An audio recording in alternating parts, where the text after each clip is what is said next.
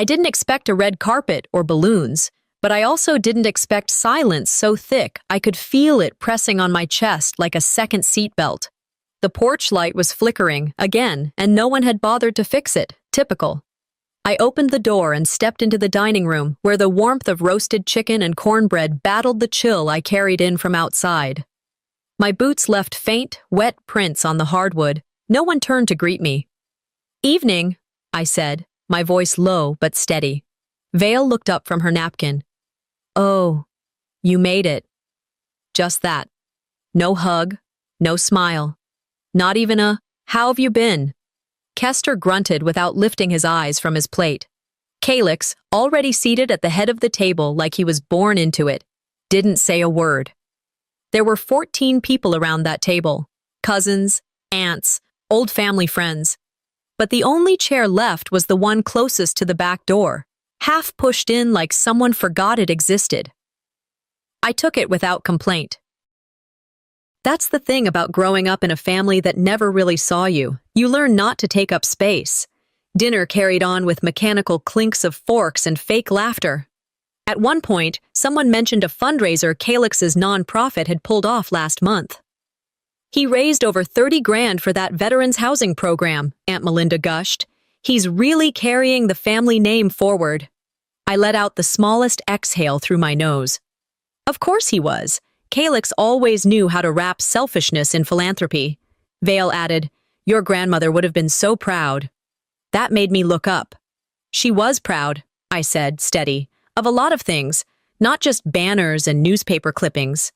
Calix set down his fork with a little too much force. "You trying to say something, Nisa?" I didn't flinch. Just that she wasn't one-dimensional. She didn't need a PR team to prove her love. That was the trigger. "You always think you're the smartest in the room," he snapped. "Even Granny saw through that act. She told me not to trust you with anything important, said you were dramatic, manipulative." I kept my voice calm. "That's not what she told me." "Well, maybe she just told you what you wanted to hear," he sneered. "But we both know who she left everything to, who she trusted, and it wasn't you." I stared at him. "You hate that she saw you and didn't see what you wanted her to." Calix stood up. "You don't belong here." "That makes two of us," I murmured. He stormed out toward the garage door, probably needed air, or a cigarette. I didn't care. I turned my eyes back to the table, pretending to cut a piece of chicken. Then the door slammed open again, and Calix barreled back in, his face redder than his wine. He held something heavy in his hand, a hammer. "Let's make it real clear, shall we?" he said, voice tightening. Before I could even register it, he raised the hammer and slammed it down on the table, right where my hand had been reaching for a napkin. It landed half an inch to the left and crushed my ring finger. A sound escaped me. Not a scream, but something primal. My brain disconnected from my body for a moment. The whole table froze. Blood smeared across the grain of the wood, soaking into the linen napkin Vale had been folding earlier. She gasped, hand to mouth. Kester stood, but didn't move forward. Calix didn't look sorry, just satisfied. I cradled my hand in the cloth, vision blurring. Kester finally spoke. "Get out." I blinked. "What?" "You heard me. Leave. You've ruined enough for one night." Vale opened her mouth, but said nothing. I stood, lightheaded but upright. My coat was still by the back door. I grabbed it with my good hand, wrapped the towel tighter, and walked out. The air hit me like a slap, cold and metallic. I drove without thinking, ending up near my old high school. There was a vacant parking lot behind the gym. I killed the engine and sat there, cradling my throbbing hand, too stunned to cry. It was nearly 2 in the morning when I finally leaned the seat back. I didn't sleep, just stared at the ceiling of my car, watching the condensation cloud and disappear on the windshield. I thought about calling the police. I thought about calling Odalus. But more than anything, I thought about what this meant. That was the moment. The exact second I knew I wasn't family. I was furniture. Broken furniture no one cared to fix. My hand pulsed, every throb a fresh reminder. But it wasn't just the pain, it was the insult. The erasure. It's not what they did, it's what they didn't stop. Oprah had said that once in an interview I'd half-watched years ago. Now it echoed like prophecy. They didn't stop him. They didn't care to. But if they thought that hammer would silence me, they clearly never paid attention to how I rebuild. I didn't sleep. The heater in my car hadn't worked right in months, and my bandaged hand throbbed like it was pulsing in sync with every regret I'd ever buried. By dawn, the condensation on the windows had frozen over. I wiped a small patch clear with my elbow, watching the world slowly shift from blue to gold. That morning light had always reminded me of my grandmother's kitchen, back when her hands were still steady enough to slice pears into her oatmeal. I looked down at my hand, the towel crusted with dried blood. My ring finger was swollen, red, almost black at the joint. I'd wrapped it using tissue and a strip of gauze from a gas station a few blocks away. It wasn't enough, but it would have to be. "You can't keep driving around like this," I whispered to myself. But going home wasn't an option. Not after what happened. Not after the hammer.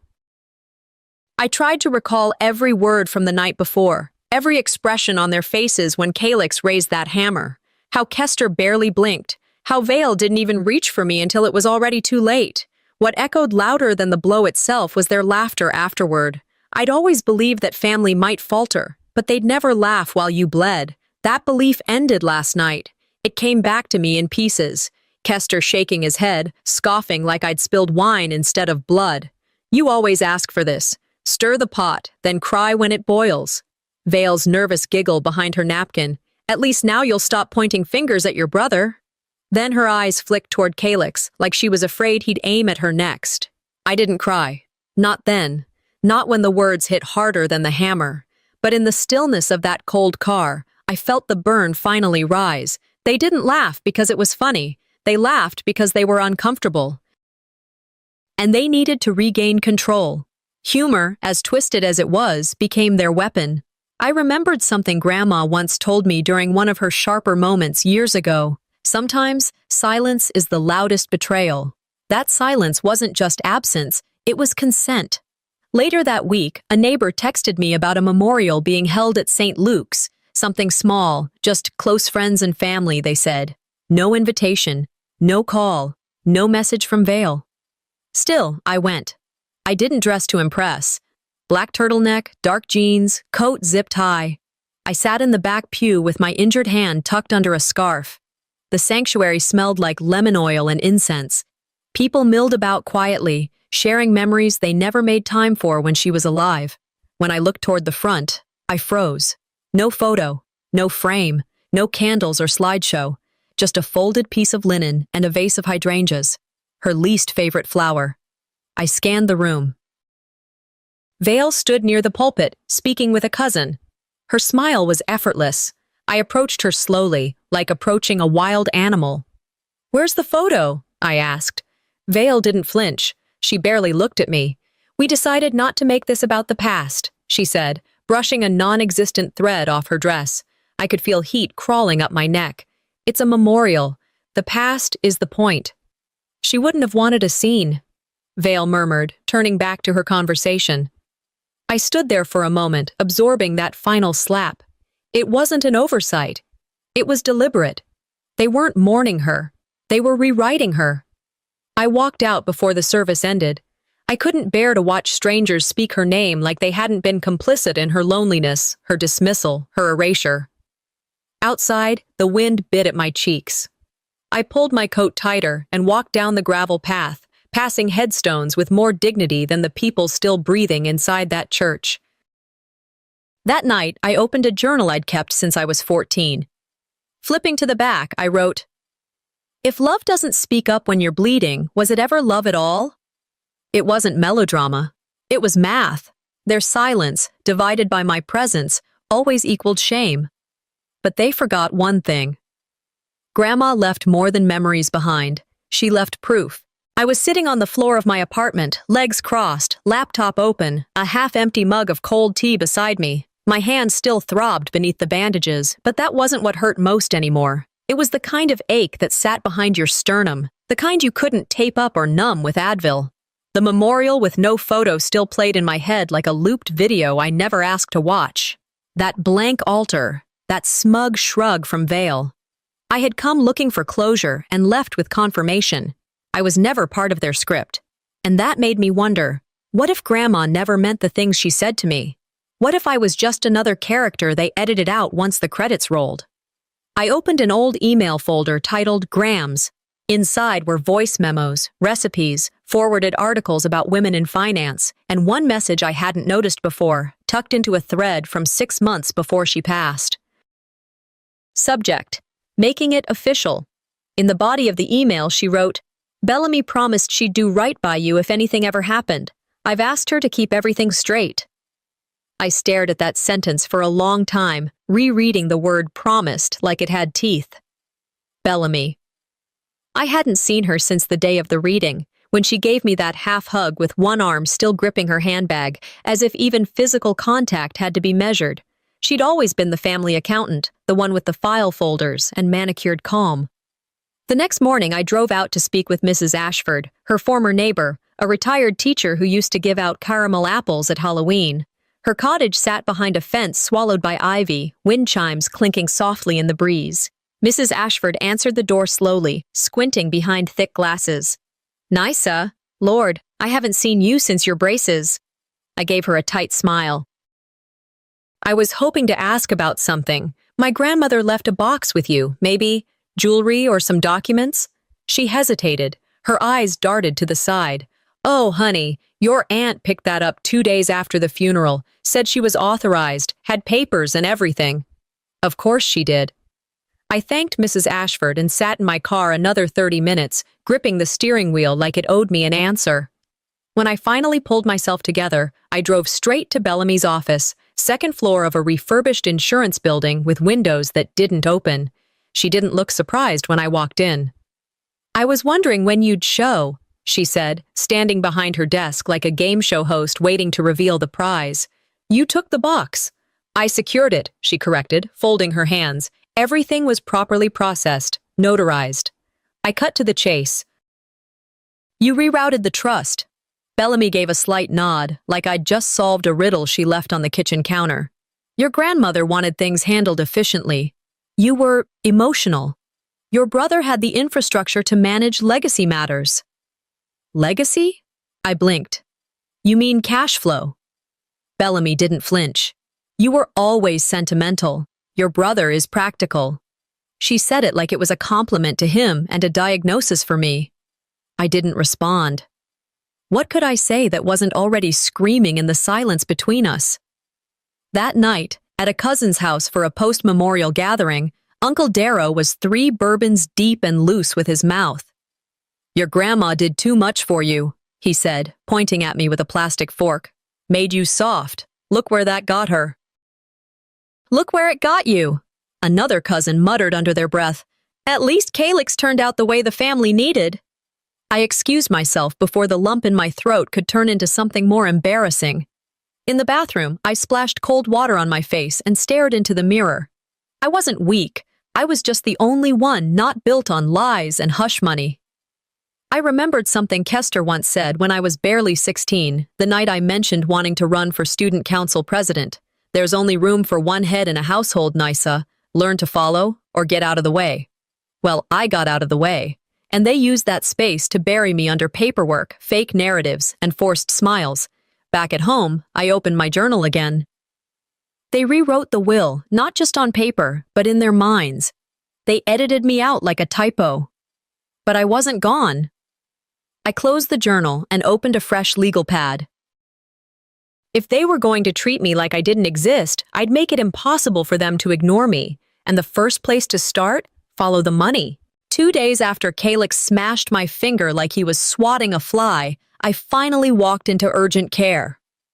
The nurse didn't ask many questions at first. She took one look at my hand, swollen, purple, split along the nail, and disappeared for an ice pack before I could even sit down.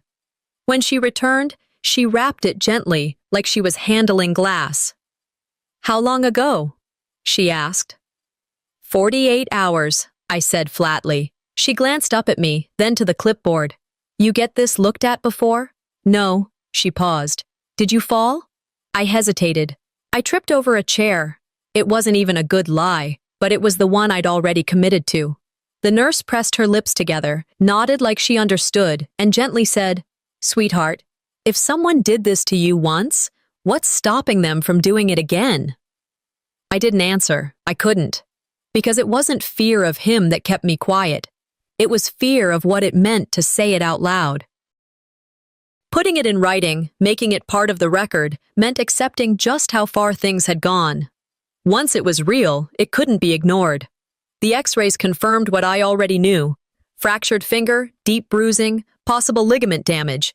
They gave me a brace, painkillers I wouldn't take, and a printout that recommended following up with law enforcement. I folded it in half and shoved it in my coat pocket. I walked out of that clinic with nothing but a dull, pulsing rage and an envelope of radiographs. No one was going to file this report for me, and for now, I wasn't ready to. But if they were going to keep rewriting my role in this family, I was going to leave behind a trail they couldn't erase. So I started writing.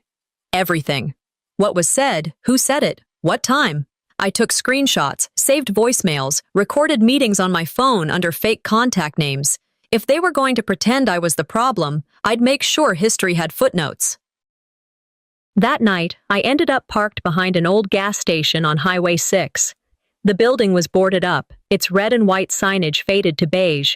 I hadn't meant to drive there. It was the kind of place you only remember when the world forgets you. My stomach growled.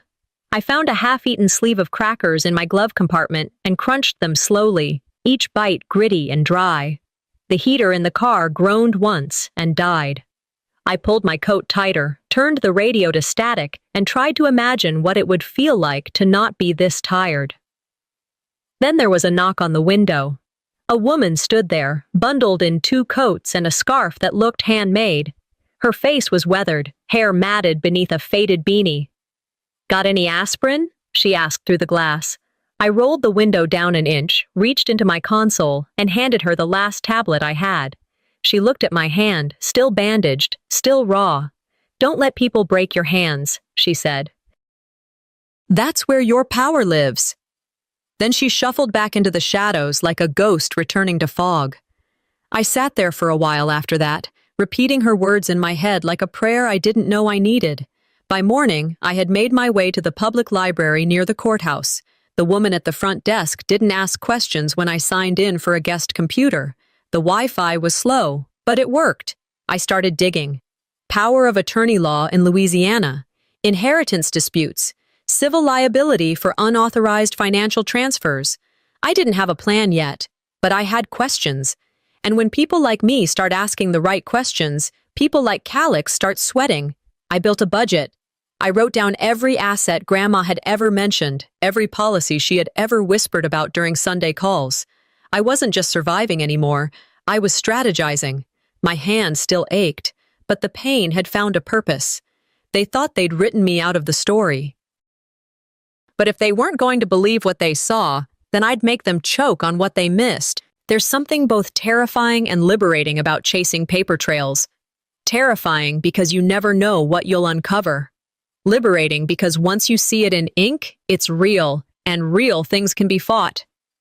That afternoon, I found myself back at the library. The same place I'd used to research civil codes and probate law now became my war room. I set up in the corner farthest from the circulation desk, plugged in my old laptop, and opened every browser tab I could think of. Insurance policies, property deeds, foundation filings, anything Grandma ever hinted at. Most of it led nowhere. But then I found it, buried in the Louisiana State Grant Commission's archives. A community revitalization grant awarded 2 years prior to an organization I'd never heard of. But there, in the sponsor section, was my full legal name, not Calix's, mine. It stopped me cold. I clicked into the PDF summary. It detailed how co-founders Calix Montgomery and Nisa Montgomery had proposed the initiative, naming me as the guarantor for a $50,000 disbursement. I had never seen this form in my life. My jaw clenched. I printed the file, hands trembling just enough that I had to press the pages flat once they landed in the printer tray. He didn't just steal my name, he built a public lie with it. I didn't storm over to their house. I didn't scream. Instead, I sent an email to the foundation listed on the grant, using an alias address. I asked for clarification on the documentation used to verify my identity. Their reply came within hours. We were told you were a co-founder. That's on file. No apology. No additional proof. Just a flat response that said it all. Calix didn't need my permission. He had Bellamy's signatures, Kester's silence, and a long enough history of being the golden boy that no one asked questions. But I wasn't done. That night, I drove to see someone I hadn't spoken to since the funeral. Fiona, Grandma's old neighbor. The woman who used to babysit me when I was 8, who baked zucchini bread every Sunday whether people came to eat it or not. She opened the door with a puzzled look. Well, look what the cat dragged back. I tried to smile. You got a minute? She led me to her porch swing without another word. It creaked under our weight like it remembered every story ever told on it. I've got a question about the week before Grandma died, I said. You remember anyone visiting her? Fiona didn't answer right away. She stared into her mug like it would tell her whether to trust me. Then she reached behind her and handed me a photo. Your grandma asked me to keep this, said if anyone tried to erase you, you'd need a reminder. It was a picture of me, her, and a man in a gray suit, one I didn't recognize at first. Then it hit me. He was the estate consultant she'd briefly mentioned over the phone once, saying she didn't want to leave loose ends behind. She made him come to the house, Fiona said softly. Told me, I need to make sure my girl is protected. They'll try to twist this if I'm not clear. My throat tightened. Fiona patted my knee. I always knew something was off when Bellamy stopped mentioning you in conversations, like you'd been edited out. That was it. That was all I needed. I wasn't imagining it. I wasn't paranoid. I had been carved out of my own family's narrative, and now I was holding the first brick to rebuild it. When I got back to the library, I opened a new folder on my desktop and labeled it Counterfile. I dumped every scan, screenshot, and note into it. No more warnings, no more hoping they'd come around. If they won't admit what they did, I'll make the world see it anyway. There's a strange kind of clarity that settles in when you walk into a place like the Monroe Legal Aid Center. It's not fancy, stained tile floors, flickering fluorescent lights, but there's something grounding about it, something that says, we see what others choose not to. That morning, I stepped in with a thick folder clutched in my arm, grant documentation, email chains, screenshots, organized, highlighted, tabbed. I had stayed up the entire night before reviewing every line of every form Calix had used to tie my name to his projects. If they wanted a case, I would give them chapters. The receptionist gave me a number and gestured to the waiting area. 20 minutes later, a man in a navy sweater and wire-framed glasses stepped out and called my name. Ms. Montgomery? Call me Nysa, I said. He extended a hand. Harland Brooks. Come on back. His office was cramped but tidy. Stacks of folders leaned slightly against each other like they'd made peace with their disorganization. There was a mug on the desk that read, Trust me, I read the fine print. He motioned toward the chair across from him. Let's hear it. I placed the folder on the table, flipped it open, and started walking him through the grant records. 15 minutes in, he held up a finger. Wait, go back. This digital signature, was this signed by you? I shook my head. I've never seen that form until last week. He stared at the screen, then tapped a few keys to zoom in. These timestamps don't match your login patterns. I can tell that just from metadata. He sat back slowly, eyes narrowing. Your digital identity was used repeatedly, but not from your devices. I swallowed hard. So what does that mean? It means this isn't just shady paperwork. This is wire fraud. This is felony territory. A part of me wanted to collapse with relief. Someone finally said what I knew to be true, but hearing it out loud made my stomach churn. Harland leaned forward. How many institutions believed this was you? I exhaled. At least 3 grant foundations, 1 housing program, and apparently a charter school board. He jotted notes quickly.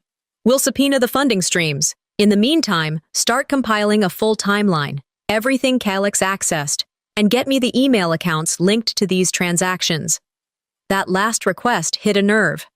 There was one, I said. An email I created years ago to manage our grandmother's appointments.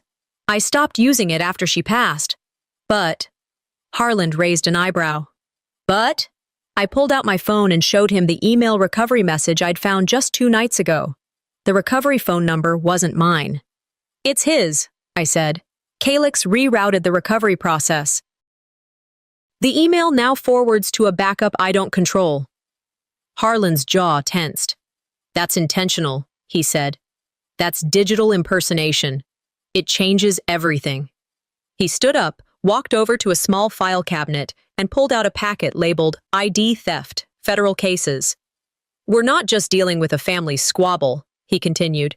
This is a breach of fiduciary duty, impersonation, fraud across state lines. I blinked. How does this even get started without anyone noticing? He smiled grimly. Because people trust the charming ones, the ones who look like leaders. You. You were quiet, and quiet makes people nervous. They assume if you're not shouting, you must be hiding something. That night, after filing the first report with Harland, I sat at my kitchen table and opened my journal. No tea, no music, just silence and ink. This wasn't revenge, I wrote. This was restoration. Of my name, my dignity, my right to be counted. I remembered something Dr. Thema Bryant once said in a podcast, you can't heal in a place that keeps wounding you. She was right. And Calyx, he was about to learn that digital footprints don't lie. It started with 3 text messages. Are you okay? Hey, I just saw your post. Hope you're getting help. Didn't expect that from you. Wow. I stared at my phone, blinking at the last one. What post? I opened Facebook, even though I hadn't used that account in years. The profile photo was still the same headshot Grandma had taken of me on her back porch, back when my world still felt intact. At the top of the page was a post dated 3 minutes ago. I'm sorry for the drama I've caused. I wasn't in my right mind. My family has always loved me, even when I didn't see it. I just need time to heal. Please respect our privacy. Signed, Nysa Montgomery. It wasn't mine. My stomach dropped. I screenshotted it, hands shaking. Within seconds, I was dialing Harland. It's fake, I said, barely giving him a hello. Someone posted on my old account. You didn't authorize anything? No. I haven't touched that profile since before Grandma passed. Okay, he said, voice clipped, already moving into action. Get screenshots, report it to the platform. I'll file with our digital crimes contact first thing in the morning. This isn't just impersonation, it's defamation with intent. I closed the app and stared at my reflection in the dark screen. They weren't even hiding anymore. They were just rewriting the story in real time. 2 days later, I met Odalis at a cafe halfway between our places. She'd texted me hesitantly after seeing the post. I didn't believe it, she said the moment I sat down. But people are talking. I braced myself. What are they saying? That you did it to yourself, she whispered. That you broke your own finger to frame Calyx. I blinked. Odalis continued. One of the reporters from the local outlet even asked me if you'd ever shown signs of instability, like mental breakdowns. My chest tightened. And where's that coming from? She hesitated. My mother? She nodded slowly. She didn't outright say it, but she told someone, Nysa's always been a little dramatic. You know how she can be. That landed harder than anything Calyx ever did with a hammer. Odalis reached across the table, but I pulled back. Not because I didn't need comfort, but because the numbness was so loud, I couldn't hear myself think. I'm not doing this again, I said softly.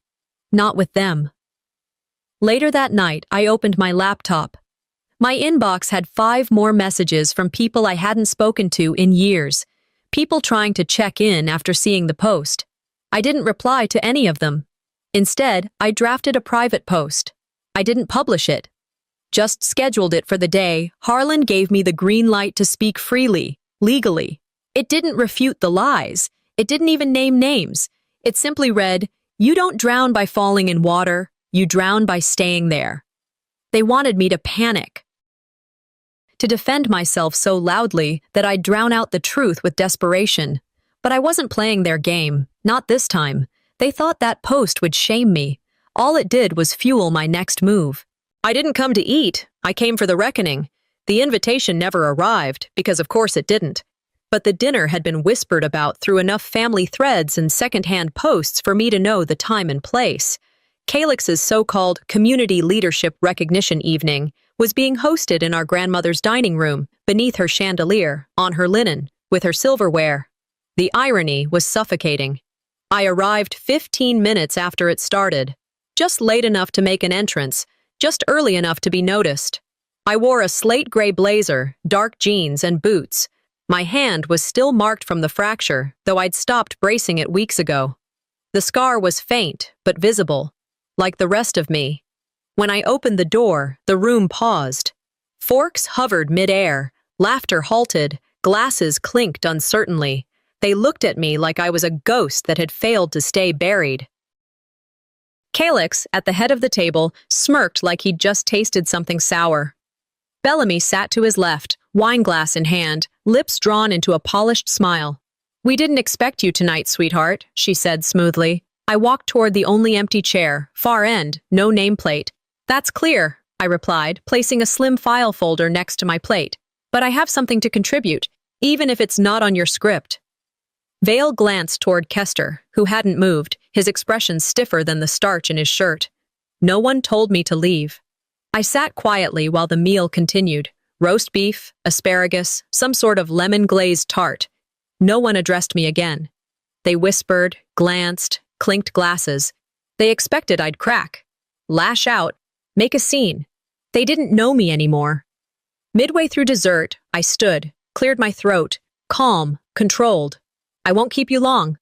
I reached into the folder and pulled out 9 envelopes, one for each board member seated. Slid them across the table with slow precision. Eyes followed the movement like they were tracking a predator.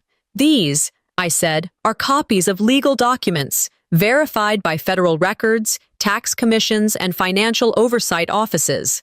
Calix laughed, short and dry. "What is this? Another tantrum?" I met his eyes. "Effective immediately, the accounts tied to my name, the ones you've been using as a fiscal sponsor, are frozen. Any further use will trigger a federal audit." He stood up so fast his chair scraped wood. "This isn't the time or place," Kester barked, his voice slicing through the tension like a blade. "No," I cut in. "You're right. It should have happened sooner. But I tried silence and you weaponized it. I speak now, in court, and at this table." Calix fumbled through the envelope, eyes darting, breath sharpening.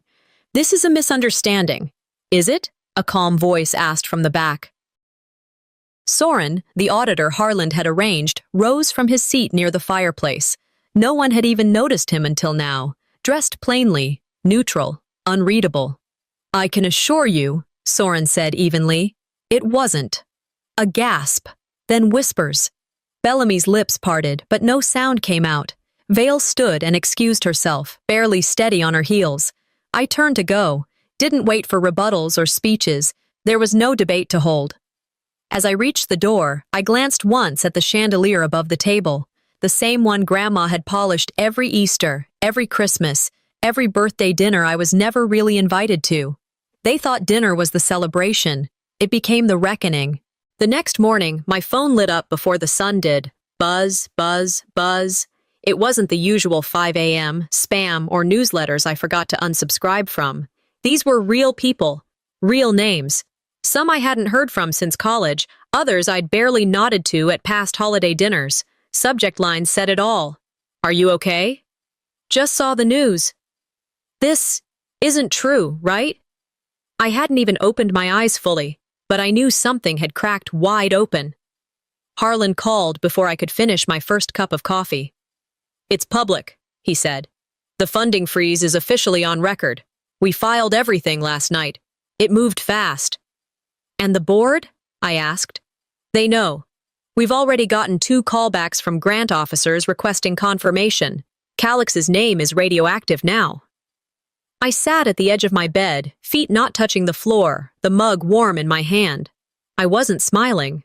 I wasn't gloating. I was still. Later that afternoon, a friend forwarded me a link. A clip of Calix leaving the courthouse, looking smaller than I'd ever seen him. The suit was the same one he wore at the dinner, but the arrogance was gone. The video showed him brushing off questions. Reporters hounded him about misused funds, unreported grants. He muttered something about clerical error before stepping into a black SUV. But what stuck out, what froze my spine, was the voice off camera, unmistakably Kester's, barking, "You ruined everything because you couldn't control your damn sister." That moment didn't sting. It confirmed. For the first time in years, I saw it clearly. I had never been the embarrassment. I was just the proof they couldn't bury. That night, I got a call from Odalis. "Hey," she said, soft but steady. "You might want to hear this from me." She'd lost her job. Her nonprofit had re-evaluated her position after she publicly defended me on social media. Her last day was Friday. "I'm so sorry," I said, my throat tight. She chuckled. "Don't be. I'd rather lose a job than work under cowards, and I'll find something else. Integrity's still currency in some places." I wanted to cry. Not because she lost the job, but because she didn't once make me feel like it was my fault. After we hung up, I lit a candle. Not for ritual, but for grounding. Then I opened my journal. The page remained blank for a long time before I finally wrote, "Some inherit names. Others inherit the silence no one wants to break. I did both, and I made them count." No gloating, no anger, just truth. Calix's empire had always been built on illusion. I didn't take it down. I just stopped pretending not to see the scaffolding. But the price of truth wasn't over yet. I still had one door left to close. The house smelled like lemon oil and denial. I hadn't planned to return, but there was one last thing I needed to retrieve, a carved wooden box my grandmother had told me to keep safe. "When the noise gets too loud," she said. She'd hidden it in the back of my childhood closet, behind a faded box of trophies no one ever looked at anymore. When I walked in, no one greeted me. I didn't expect them to. The hallway was quiet, except for the soft clicking of Vale's heels against the tile as she passed by. She glanced at me but didn't stop. I paused at the gallery wall. Family accomplishments hung in matching frames, like a curated timeline of everything they believed was worth remembering. Calix's college football MVP plaque, Bellamy's Businesswoman of the Year, a photo of Kester in uniform, even a copy of Vale's church volunteer certificate framed like it had won a Pulitzer. But not one picture of me, not even from childhood. Not even a participation ribbon, I muttered. I reached out and let my fingers brush one of the frames, the one that used to hold a photo of me winning the regional essay contest in 10th grade. It had been replaced with a commemorative plaque of Calix's leadership in some local youth project. "Guess your name didn't age well in this house," I said quietly to myself. Vale's voice, soft and bitter, floated in from behind me. "No one likes a spotlight stealer." I turned, stared at her for a moment, and didn't respond. There was nothing left to say. Her expression was unreadable, somewhere between regret and rehearsed indifference. I walked into my old room, still painted the soft blue I'd chosen at 13. It hadn't been touched much since I left, except the bed was stripped bare and the desk had been repurposed to store extra linens. I dug into the back of the closet and found the box, still wrapped in the green cloth Grandma used for storing keepsakes. No one stopped me as I walked back out. At home, I opened my laptop and found the latest email from Harland. The subject line was clinical. Assault follow-up. The content wasn't surprising anymore, just disappointing. "Miss Montgomery, per our inquiry to the sheriff's office, due to the absence of video evidence and no formal report filed within 30 days of the incident, they are unable to proceed with charges at this time." I read it twice. It stung, not because I'd expected them to arrest Calix, but because it was yet another door closed by people who never truly opened one. "It didn't hurt as much as the hammer," I whispered aloud, but it landed deeper. The system had failed me again, but by now I was fluent in disappointment. I spent the next few hours at my kitchen table, the wooden box by my elbow, a blank pad of paper in front of me. I started mapping out a curriculum, something small, simple, a workshop for women like me. Women who were told they were too sensitive, too dramatic, too much. The title at the top of the page read, "What They Can't Steal, Reclaiming Your Story After Family Betrayal." It wasn't just therapy. It was utility. They had taken enough from me, money, name, history, but not this. Not the part of me that could turn pain into a blueprint. Sometimes the only legacy you can carry is the one you carve with your own hands. The candle on my table burned low. I closed the notebook, glanced at the box one more time, and smiled. Not because it felt good, but because it felt right. One final letter had yet to be opened, and it didn't come from a lawyer. Graduation season snuck up on me. It came with the usual flood of pastel invitations, photos of caps tossed in the air, and proud parent captions flooding every social feed. I'd ignored most of it until Odalis sent me a screenshot of a Facebook post from Vale. It was a dinner announcement hosted at a country club on the edge of town, celebrating my nephew's high school graduation. A RSVP list sat at the bottom. Names scrolled neatly in alphabetical order. Mine wasn't on it, not even a placeholder. I stared at it for a long time. I had helped pay for his tutoring, driven him to football practice when Calix had too much on his plate, and even filled out his FAFSA form when no one else bothered. But tonight, I wasn't family enough to clap. I didn't call, didn't write. Instead, I opened my laptop, clicked on a tab I had bookmarked a week earlier, and made a donation in his name to a scholarship fund for young women in STEM. "You can't force your name into spaces that erase it," I wrote in the message box, "but you can echo it somewhere else." Later that afternoon, I drove to the cemetery, alone. The sky was the color of pewter, low-hanging clouds blanketing the headstones. I parked along the gravel path, walked the familiar stretch past rows of markers, and stopped where her name was carved in smooth granite.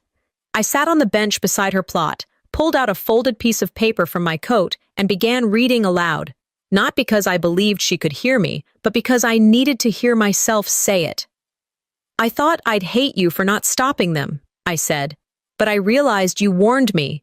You knew the storm was coming, and still, you told me to stand." I placed a copy of the scholarship certificate beneath the vase, weighed it down with a stone. "This is the part they'll never understand," I whispered. "That the legacy you left me had nothing to do with jewelry or land. You gave me the spine to walk out without flinching." As I turned to go, my phone buzzed. A message from Vale. Just one line. "Hope you're well. Let's catch up someday." I stared at the screen for a moment, then locked it without replying. Some silences aren't weapons. They're boundaries. Back home, I wrote a single sentence in my notebook. Some silence is protection, not punishment. The next morning, I checked my mailbox before leaving for work. Mixed in with ads and a water bill was a thick, yellowed envelope addressed in a script I hadn't seen in years. It was postmarked months ago, forwarded through 3 different locations, finally landing at my doorstep. The return address made my breath catch. It was from the nursing home where my grandmother spent her final weeks. Then the real letter arrived, addressed in a hand I hadn't seen in years. Some truths don't shout. They slip into your life the way morning light seeps through curtains, quiet, certain, and impossible to ignore. The envelope was thicker than most, slightly yellowed, edges soft like it had been handled too many times. My name was written in a script I hadn't seen in over a year, loopy and slightly tilted to the right, Grandma's hand. The return address was the care facility where she'd spent her final weeks. I sat down slowly, my fingers tracing the edge of the seal before tearing it open.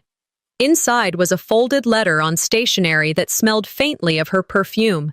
Beneath that, another paper, thicker, official, notarized, and behind that, a check. I unfolded the letter first. "My Nisa," it began. "If you're reading this, they've already tried to silence you, but I hope you're still standing." I read every word, slowly, like each sentence was a stone laid in the foundation of something I didn't know I needed. She wrote about why she trusted me, not just loved me, but trusted me. about how she saw the storm coming and tried to build me a roof in time. You always fought for dignity, not dollars. That's why I trust you with both. The notarized document reaffirmed my name as sole beneficiary to her personal legacy items, keepsakes, family heirlooms, and a financial fund she had created quietly with a private legal advisor. The check was the first disbursement from that fund. I didn't cry. I exhaled, because this wasn't just paper. It was proof of who I was and who she saw me as, even when no one else did. I made copies of everything and mailed them, one to the family attorney, another to the estate executor, and a third to Bellamy's office. Each envelope included a single note. No response needed. Just read it in full. Then I did something I had said no to months ago. I called back the journalist who had reached out after the funding scandal and declined an interview. This time I said, I'm ready to speak, on record. Not for revenge, but for clarity. We scheduled a sit-down for the following week. The next morning, Calix texted me. Then he called, then he emailed. Let's talk, he wrote. I want to clear the air. We're still blood. I didn't reply. I blocked his number. There was no air to clear, only ash.